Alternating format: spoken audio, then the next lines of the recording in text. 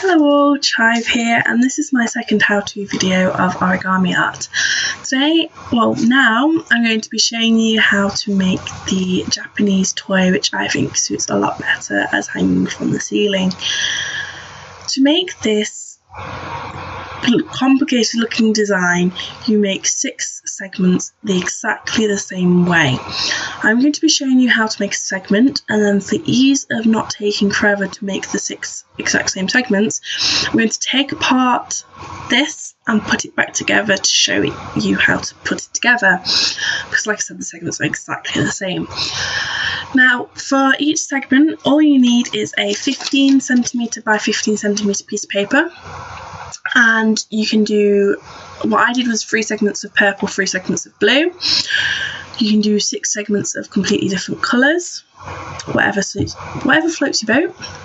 So to start off with, and to make all the segments, we're going to be doing the water balloon design that we did for the rose, which is pretty simple. So firstly, take a piece of paper and fold it in half in that direction,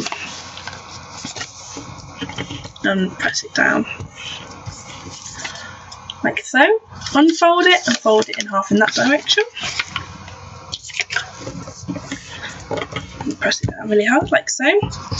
Then with your pointy bit at the top, you want to diagonalise it. Fold it in diagonal and press down hard on that crease, and then you want to, so it's like that, unfold it and do it diagonal in the other direction.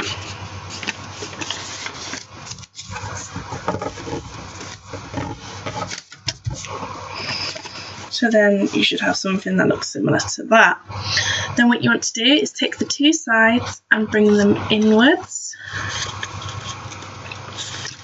making sure that the creases that you did in the other direction go in as well, so you have a sort of 4-way coney side thing like that.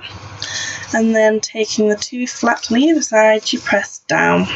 Now, that's it. That's all you need to do for each section. That's all that is the water balloon, and then we slot them together. To make the slotting together easier, I suggest you fold it in half, so you have the one crease down here, and put it underneath a heavy book for a little while. About 10 minutes should do it, which is why I'm not going to show you how to make them and make another one, because I found that it was a lot easier to have it flattened, because it slipped together a lot easier, because my craft paper's decent sized thickness compared to like if you had really thin paper, where you might not need it because your creases would be perfect with just running your finger along. But yeah, just stick that under a book or some sort of heavy object, and do that for all 6 segments along the crease of the fold. So there's the flappy bit, so along that side is the important bit, but if you put it all underneath, that's perfectly fine. So then I'm going to quickly take apart this. It takes 2 seconds.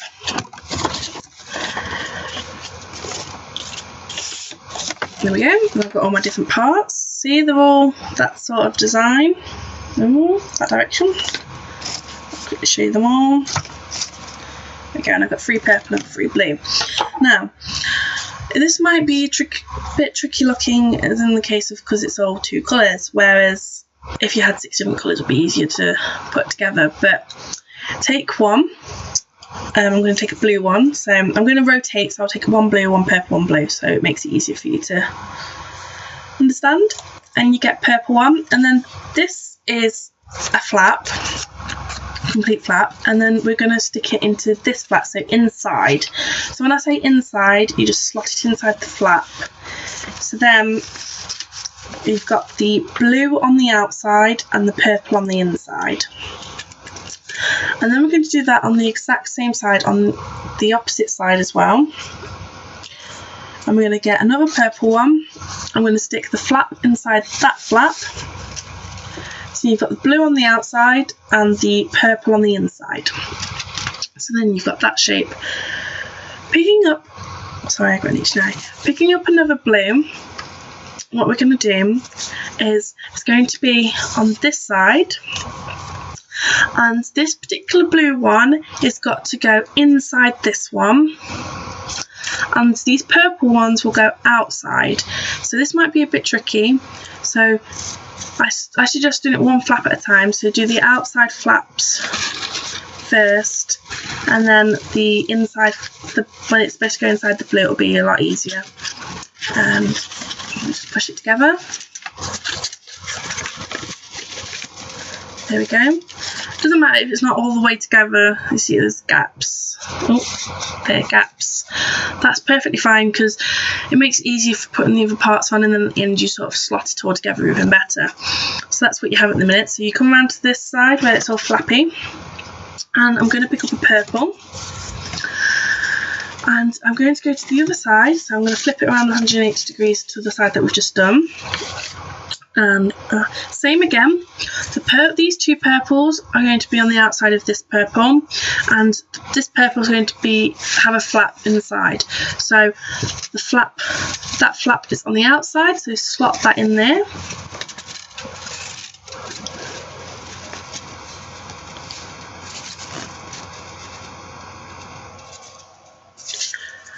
And I've just realised I did that wrong.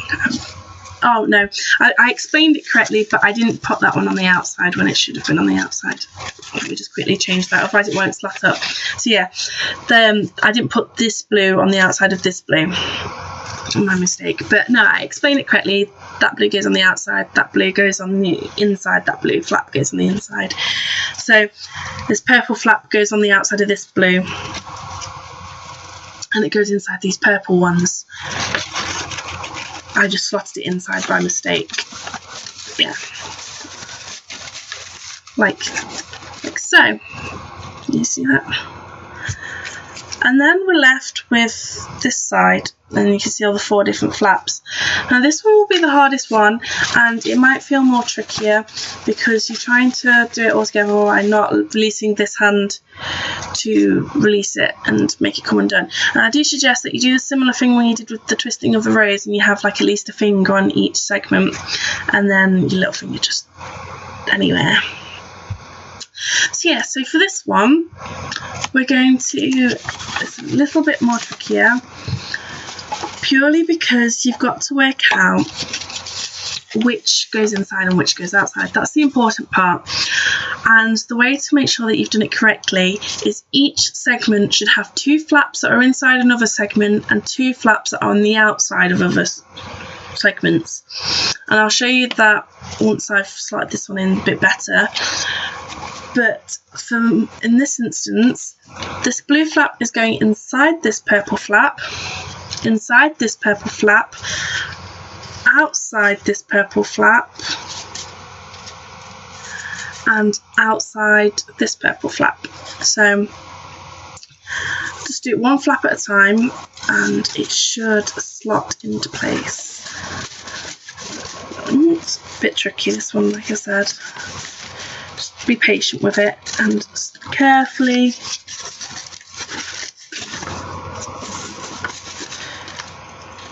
slot it into place and inch it down bit by bit. Oh, there we go. So then you can see there's a big, see the strangeness that looks. You just carefully inch it in further. And there you go. And there's a hole in the middle that you can just see this my wall through. Just very slowly go around, pushing the parts together, and the gap will slowly close. You just keep doing that. And you just twist it around, just keep doing it until the gap fully closes, and then you have the correct shape.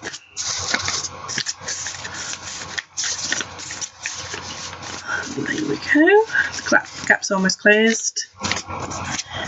But it's easier to do it like this and try to force the gap to be not there when you go about putting the segments together. There we go, my gap's all closed. Now, to show you, there you go, that's the toy. To show you a bit better, I'll show you in this direction. And in this instance, this is the top of this segment, This part of the segment is on top of another segment. This part of the segment is on top of another segment.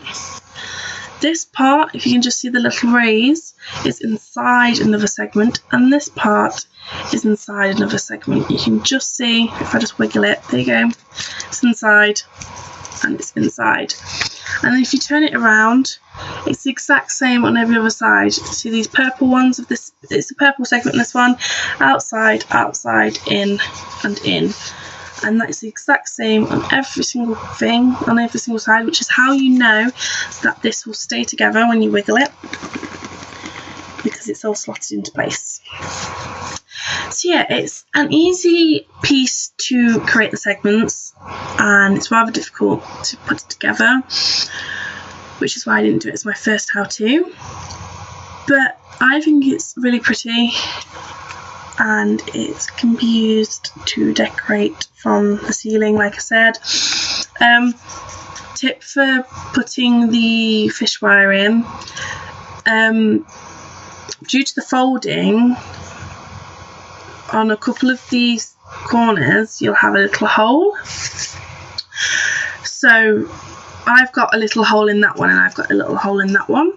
So I'd put a needle on the end of a fish wire, and I would like sort of dangle it and slowly put it in, and then using the weight of the wire, let it and gravity sort of slowly go down, and then the needle should start to appear on the side, and then pull it through, and then you should like knot this end and then just sort of release the needle, so it sort of goes all the way through the centre, then you have like the little knot on this end, but it's the easiest way to get it so it's hanging. And I would show you if I had some see-through material to hang it by, but I don't, and I don't really have anywhere to hang it from, because the only things above me is the beams, and they are solid against the ceiling. So yeah, but that's the how to make the Japanese toy decoration thing. I hope you've enjoyed. I hope you enjoy making this piece of origami. It's fairly simple, and it didn't take that long to make because I only made one segment on video, so it'll take a bit longer than 10 minutes. But yeah, I hope you enjoyed, and I shall see you next time.